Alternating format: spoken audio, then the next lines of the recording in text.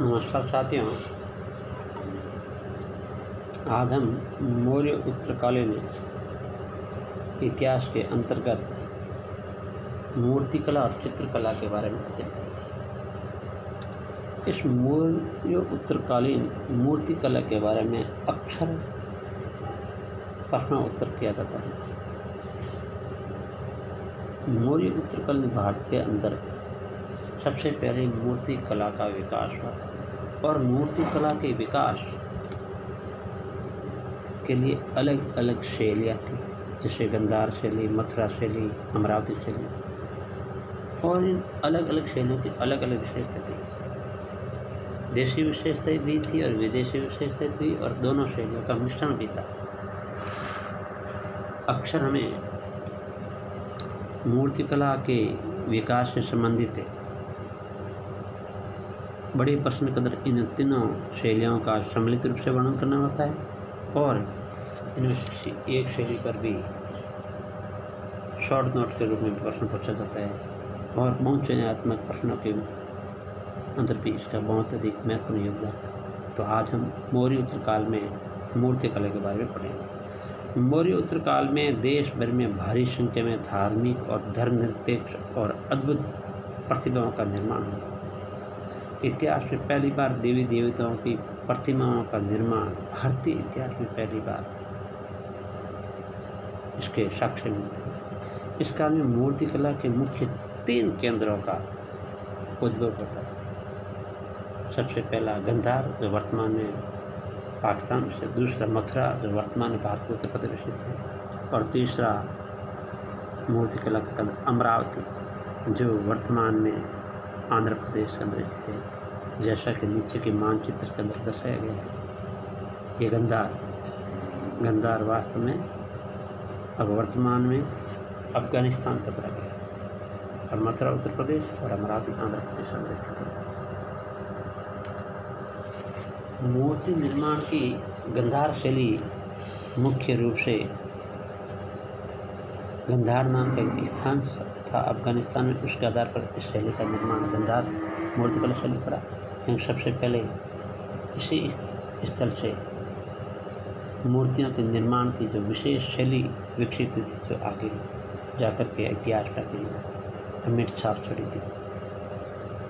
तो गंधार कला के साथ साथ गंधार कला अन्य स्थान भी, जैसे बामियान, शाहजी डेरी, चरसड़ा आदि मुख्य पेशेवर तक्षशिला, स्वातबाटी आदि स्थान भी गंधार शैली की मूर्तियों के लिए महत्वपूर्ण स्थित है। यहाँ की मूर्तियों के निर्माण में अनेक सामग्रियों का प्रयोग किया गया था, जैसे श्रेष्ठ पत्थर, बलुआ पत्थर होता है इसमें, श्रेष्ठ पत्थर, इसके अलावा चुनने का लास्टर पत्थर, गच्छकारी पत्थर और गिल्ली मिट्टी, इन सब से गंधार शैली की मूर्तियों का निर्माण होता है। तो गंधार शैली के मुख्य स्थल और निर्माण में प्रयुक्त कच्ची सामग्री के बारे में हमने जानकारी दी। अब गंधार शैली की विषय वस्तु क्या थी और उसकी विशेषता क्या थी। इस गंधार शैली के अंतर्गत देशी और विदेशी दोनों शैलियों का विश्लेषण किया गया था, दोनों शैलियों का समागम था। विदेशी के अंतर्गत अपोलो और हेलेना की विशेषताओं का अनुसरण किया गया था, वहीं देशी शैली के धर्मनिरपेक्ष मूर्ति का निर्माण किया था। इसमें यक्ष, यक्षिणी, कुबेर, हरित, सामान्य स्त्री पुरुष, धार्मिक मूर्तियाँ, केवल बुद्ध और बोधिसत्व आदि का निर्माण किया गया था। विदेशी प्रभाव में यूनानी, रोमन और मध्य एशिया का प्रभाव गंधार शैली पर दृष्टिगोचर होता है। मुख्य यूनानी और रोमन लक्षण निम्न थे, जैसे यूनानी लक्षण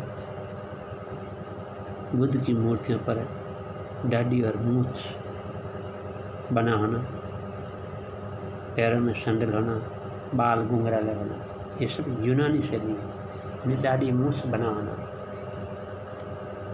पैरों में सैंडल होना और बाल घुंघराले होना, ये यूनानी शैली के लक्षण है। इसी प्रकार वस्त्र लटके हुए होना, आभूषण से लदे हुए होना और सादा प्रभामंडल, ये रोमन शैली के लक्षण है।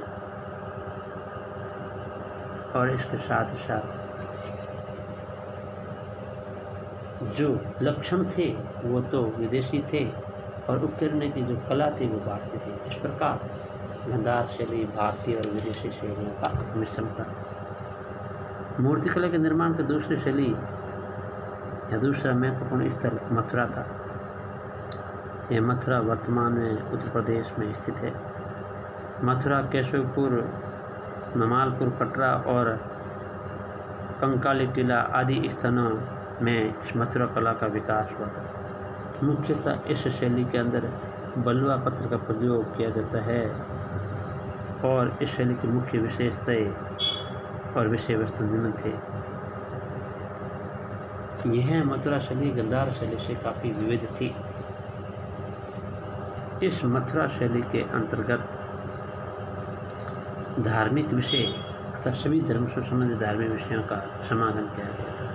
हिंदू, जैन, बौद्ध आदि सभी धर्मों की विशेषताओं का इसमें समागम था। वह धर्मनिरपेक्ष विषय वस्तु पर भी इस मथुरा शैली में मूर्तियाँ बनी थी। जैसे धर्मनिरपेक्ष विषय वस्तु में यक्ष, यक्षिणी, कुबेर, हरित की प्रतिमाएं और सामान्य स्त्री की प्रतिमाएं, इनका चित्रांकन भी और इसकी मूर्तियों का निर्माण भी मथुरा शैली में था। इसी प्रकार हिंदू धर्म से संबंधित शिव और उनके परिवार अर्थात कार्तिकेय, दुर्गा, पार्वती, सप्तमातृका आदि का मूर्तियाँ बनी थी। अर्थात हिंदू धर्म में शिव धर्म से संबंधित मूर्तियाँ बनी थी और जैन धर्म में तीर्थंकरों की मूर्तियाँ, आदिनाथ, पार्श्वनाथ, भगवान महावीर आदि की मूर्तियाँ इस काल में प्रारंभ हो गई थी। बौद्ध धर्म में स्वदेशी प्रभाव से बनी आध्यात्मिक भाव की मूर्तियों का विशेष आरोहण था। बुद्ध मूर्ति में दाढ़ी व मूछें नहीं बनी हुई थी। पैरों में कोई जूता चप्पल नहीं दिखाया गया था। योगी की भांति जटा बनाए बिखेरे हुए थे। वस्त्र कसे हुए दिखते हैं। लंबा कान, खूबसूरत बदन, अलंकृत व प्रभा मंडल, ये सब मथुरा कला के विषय। मथुरा कला के बाद में इस काल में दक्षिणी भारत में आंध्र प्रदेश के अमरावती नामक स्थान से मूर्ति कला की एक नई शैली का विकास हुआ था, जो आंध्र प्रदेश के अन्य स्थलों पर भी इसका प्रभाव और इसका विस्तार हुआ था। इसे अमरावती मूर्ति कला की शैली के नाम से जाना जाता है। इसका विकास कृष्णा घाटी में अमरावती, नागार्जुन कोंडा, गोली, घंटसाला आदि केंद्रों से हुआ था। मुख्यतः बलुआ पत्थरों और संगमरमर का प्रयोग यहाँ की मूर्ति में किया गया। अर्थात पहली बार मूर्तियों के निर्माण में संगमरमर के पत्थर का प्रयोग अमरावती शैली से हुआ था। इस अमरावती कला की प्रमुख विषय और विशेषताएं निम्न थी। जैसे धार्मिक, मुख्यतः बुद्ध और बौद्धिस्टों की मूर्तियाँ अमरावती में, मुख्यतः बुद्ध और बौद्धिस्टों की मूर्तियाँ, और इसमें जातक कथाओं का चित्रांकन किया गया। इसके अलावा धर्मनिरपेक्ष रूप से इसमें सामान्य स्त्री पुरुष, राजा, राजकुमार के महलों के प्रवेश आदि का अंकन किया गया। वास्तव में अमरावती के अंतर्गत धार्मिक की अपेक्षा गैर धार्मिक मूर्तियाँ बहुत अच्छी बनी हुई थी। इस प्रकार मौर्य उत्तर काल में भारत में मूर्ति निर्माण की 3 शैलियाँ गंधार शैली, मथुरा शैली और अमरावती शैली का विकास इस काल में। कला के क्षेत्र में मूर्तियों के निर्माण के साथ ही साथ चित्रकला के क्षेत्र में भी मौर्य उत्तर काल में काफ़ी विकास होता है। इसी मौर्य उत्तर काल में महाराष्ट्र के औरंगाबाद में कुल 29 गुफाएं जो सैकड़ों वर्षों से बनी हुई है। इसी काल में यहाँ पर चित्रकला का विकास होता है। सबसे पहले सातवाहनों ने यहाँ पर अजंता की गुफाओं का चित्रांकन किया था। उसके बाद में गुप्त और पश्चिम चालुक्यों ने भी यहाँ पर चित्रकला का विकास किया था।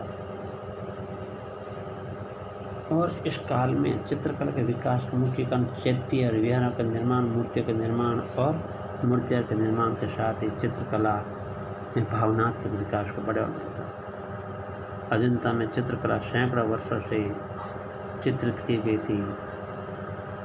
इसमें धार्मिक रूप से केवल बौद्ध धर्म की हीनयान परंपरा के चित्र, मायन परंपरा के चित्र और जातक कहानी के चित्र भी मिलते हैं। साथ ही साथ प्राकृतिक तरीकों से रंगों का निर्माण करके वनस्पति खनिजों के माध्यम से उसका मिश्रण करके भी चित्रित किया गया है। इसमें लाल, गेरुए, हरा, काला, पीला, सफ़ेद आदि रंगों का भी मिश्रण है।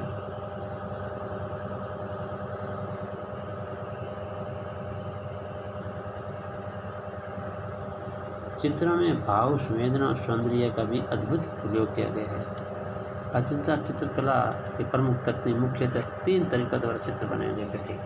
अजंता में 3 प्रकार से चित्रों का निर्माण किया जाता था, जैसे फ्रेस्को विधि, इसे टेम्परा विधि या आला गिला पद्धति भी कहते हैं।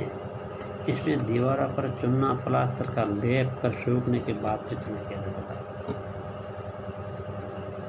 और शिक्को विधि या शुकी विधि, इसके दीवार पर चुना पत्थरों और खड़ियों से सीधी पोताई करके चित्रण किया जाता था। और फ्रेस्को विधि थी, इसमें दोनों का मिश्रण किया जाता था।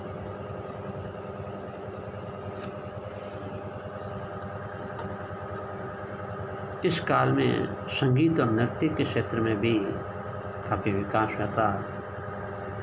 संगीत, नृत्य, नाट्य कला में काफ़ी विकास हुआ था। इसी काल में भारत में पहली बार नाटकों में पर्दे का प्रारंभ हुआ था। नाट्य कला की काफ़ी समृद्धता भरत मुनि इसी काल से संबंधित है, जिन्होंने नाट्य शास्त्र नामक पुस्तक की रचना की, जिन्होंने अपनी पुस्तक में नृत्य, संगीत, नाटक से संबंधित अनेक नियमों और मानकों का उल्लेख किया था। शास्त्रीय कलाओं में आज भी भरत मुनि के निर्देशों का कलाकार पालन करते हैं। इस प्रकार मौर्य उत्तर काल में मूर्तिकला, चित्रकला और संगीत में नृत्य का अभूतपूर्व विकास हुआ था, जो इससे पहले भारतीय इतिहास में देखने को नहीं मिलता है। आज की क्लास में साथियों इतना ही मध्यकालीन इतिहास के बारे में वर्णन किया जाएगा। कल मध्यकालीन इतिहास के वर्णन के साथ ही इस काल का इतिहास का समापन किया जाएगा। धन्यवाद। जय हिंद।